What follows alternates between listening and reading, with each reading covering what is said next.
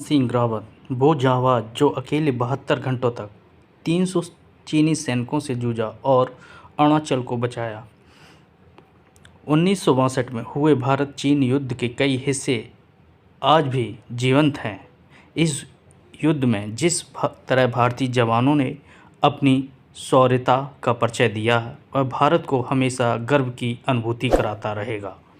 इस युद्ध के दौरान एक पल ऐसा आया था जब चीन ने अरुणाचल प्रदेश को हथियाने के इरादे से वहां की कई सीमा पर हमला बोल दिया था, मगर उन्हें नहीं पता था कि वहां उनका सामना भारतीय सेना के एक ऐसे जांबाज से होने वाला था जो उनके लिए काल बनकर बैठा था। वह जांबाज कोई और नहीं, राइफल मैन जसवंत सिंह रावत थे। वही जसवंत सिंह रावत जिन्होंने 300 चीनी सैनिकों को अकेले सामना किया और वीरता की एक अनूठी कहानी लिख डाली। तो आइए जानते हैं इस तरह वो जांबाज जो अकेले 72 घंटों तक 300 चीनी सैनिकों से जूझा। सुबह के करीब 5 बजे चीनी सैनिकों ने अरुणाचल प्रदेश पर कब्जे के इरादे से सेला टॉप के नज़दीक धावा बोल दिया। मौके पर तैनात गढ़वाल राइफल के डेल्टा कंपनी ने उनका सामना किया। जसवंत सिंह रावत इसी का हिस्सा थे। मौके की नज़ाकत को देखते हुए जसवंत तुरंत हरकत में आ गए और उन्होंने अपने साथियों के साथ हरकत शुरू कर दी। इस तरह 17 नवंबर 1962 को शुरू हुई यह लड़ाई आगे 72 घंटों तक लगातार जारी रही। इस बीच जसवंत अकेले ही चीनी सैनिकों पर भारी पड़े। उन्होंने अपनी विशेष योजना के तहत अकेले ही करीब 300 से अधिक चीनी सैनिकों को मार गिराया। वह चीनी सैनिकों को अरुणाचल की सीमा पर रोकने में कामयाब। पास मौजूद रसद और गोली बारूद खत्म हो चुके थे। ऐसे में दुश्मन के सामने खड़े होने का मतलब था मौत को गले लगाना। पर जसवंत तो जसवंत थे। उन्होंने इस आदेश को नहीं माना और अपनी आखिरी सांस तक दुश्मन को सामना करते रहे। ऐसा भी नहीं था कि उन्हें दुश्मन की ताकत का अंदाज़ा नहीं था, पर वह जानते थे कि जंग कितनी भी बड़ी क्यों न हो, जितना नामुमकिन नहीं होता। जसवंत सिंह शौर्यगाथा में सैला और नूरा नाम के 2 बहनों का जिक्र भी आता है। कहते हैं कि चीनी सैनिकों ने लड़ते हुए जब उनके सारे साथी शहीद हो गए थे तो उन्होंने तय किया कि वह लड़ाई का तरीका बदलेंगे।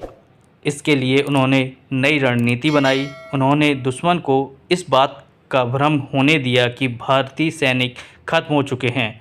साथ ही बड़ी चतुराई से बचा हुए सारे हथियार गोला बारूद बंकरों में इकट्ठे किए, जिसमें सैला और नूरा नामक की बहनों ने उनकी मदद की थी। उन्होंने जसवंत के खाने पीने का भी ख्याल रखा।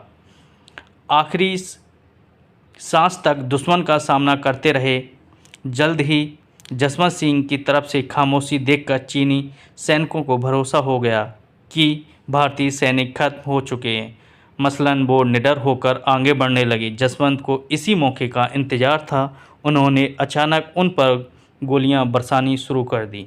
वह अपनी जगह बदल बदल कर उन पर हमला कर रहे थे। वह कुछ इस तरह लड़ रहे थे जैसे मानो एक आदमी नहीं बल्कि कोई बटालियन लड़ रही हो। काफ़ी समय तक जसवंत यूं ही लड़ते रहे, चीनी सैनिकों पर भारी पड़ते रहे।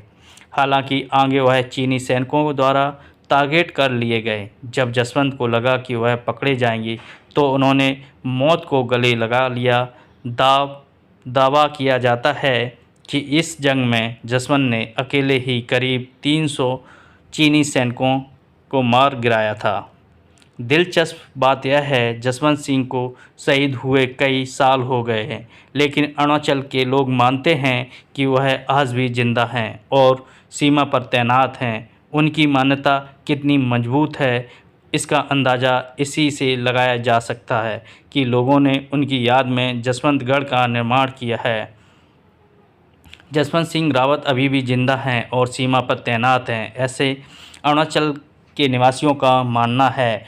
अगर आप जसवंतगढ़ गए होंगे तो जानते होंगे कि जसवंतगढ़ में एक ऐसा मकान मौजूद है जिसके बारे में कहा जाता है कि जसवंत इसमें रहते थे।